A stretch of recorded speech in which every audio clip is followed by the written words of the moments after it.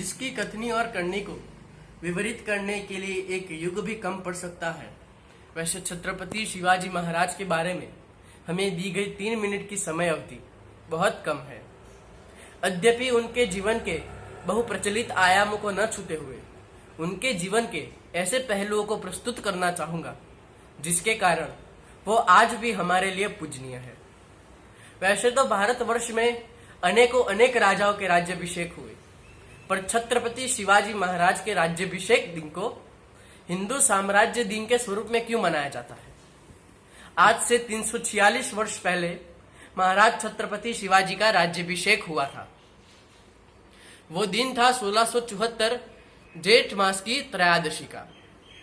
उस समय भारत की स्थिति अत्यंत शोचनीय थी। लगभग 40% से ज्यादा देश मुगलों की चुंगाल में था, तो वही बीजापुर का आदिल शाह अब्दाली दक्षिण को निगलने की सोच में था, तो वहीं तीसरी ओर यूरोपियन साम्राज्यवादी देश की सीमा पर दस्तक दे चुके थे। भारतीय एवं हिंदू संस्कृति पतन के कगार पर थी। लोगों के रीत बात, रहन सहन, परिवेश, भोजन एवं भाषा में मुस्लिमों का प्रभाव बढ़ता जा रहा था।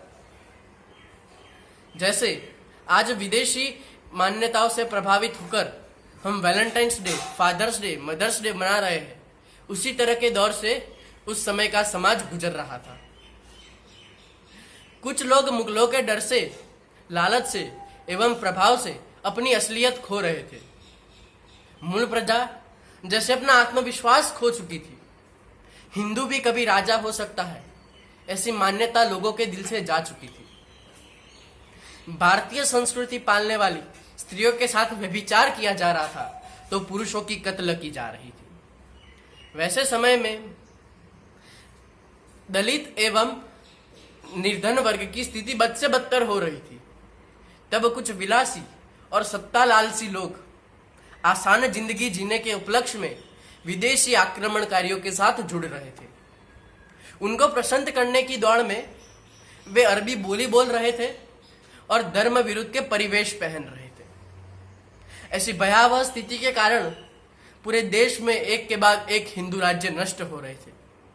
उसी समय छत्रपति शिवाजी महाराज ने हिंदवी स्वराज की स्थापना की घोषणा की। विजयनगर के बाद भारत में पहली बार हिंदू राज्य की स्थापना हो रही थी। पूरे देश में से पवित्र नदियों का जल एवं मिट्टी मंगाई जा रही थी, पर मुस्लिमों की चेतावनी और डर के कारण एक भी पंडित उनका राज तिलक करने के लिए तैयार नहीं था।